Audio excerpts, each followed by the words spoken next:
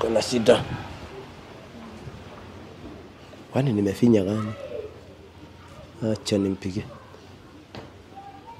Halo. Wewe ndiye Bwana Joseph? Chifu ndiye anapiga. Dakika moja ukue hapa kwa ofisi. Haraka. Kibia kama risasi. Harakisha. Haya, tunakugoja. Okay.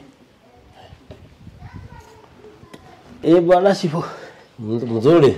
Nikwega nituoka na muiretu wakwa ikarira haha ikarira hau. Yes. Niki? Ya, muiretu ni anogoyo. Niwe muiretu ria ndirakoretwo ngikwira. Karibu. Niki ekite? Yes, ona kijana ni ndio. Bwana Joseph umekuja? Karibu sana. Wewe utasimama tu hapo. Kisimama tu hivyo hapo. Ni arathie kagotheri haria ndia kwirire ndi wakiria. Umeweka baisikeli hapo pale nje? Ndakwirire ngode wa rasiba. Ndi ndo cio wa kuhingana. Okay, karibuni. Asante. Riu ndiramenya niki munataka nini? Bwana kioyo na ni ekawega ndigukinya. Ndiakoretwo akirite muiretu uyu ihu. Ameweka mimba. Na hiyo kitu nikaona tunafaa kukuja kwako. Wamesikizana kwanza? Hakuna mahali wamesikizana. Sasa Bwana Chief, mimi unajua mimi Bwana Joseph huku mahali tuko nayo mzee ako na maproti huku. Tena mimi ni mwenye biashara.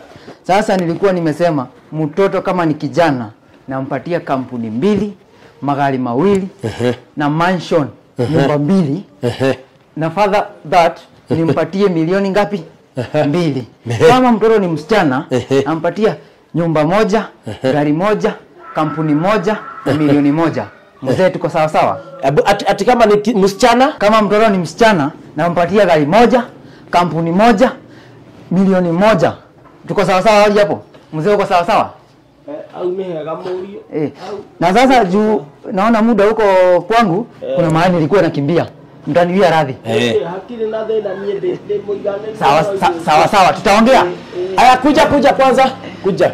Niko na swali. Na kama huyu mtoto amebebwa hapa na mimba hiyo ikitoka, hau hatire na thina Bwana Chifu. Ndewe ngikaima murio ri. Ugacoka ho. Okay. Tumesikizana hivyo? Tumesikizana. Ni sawa.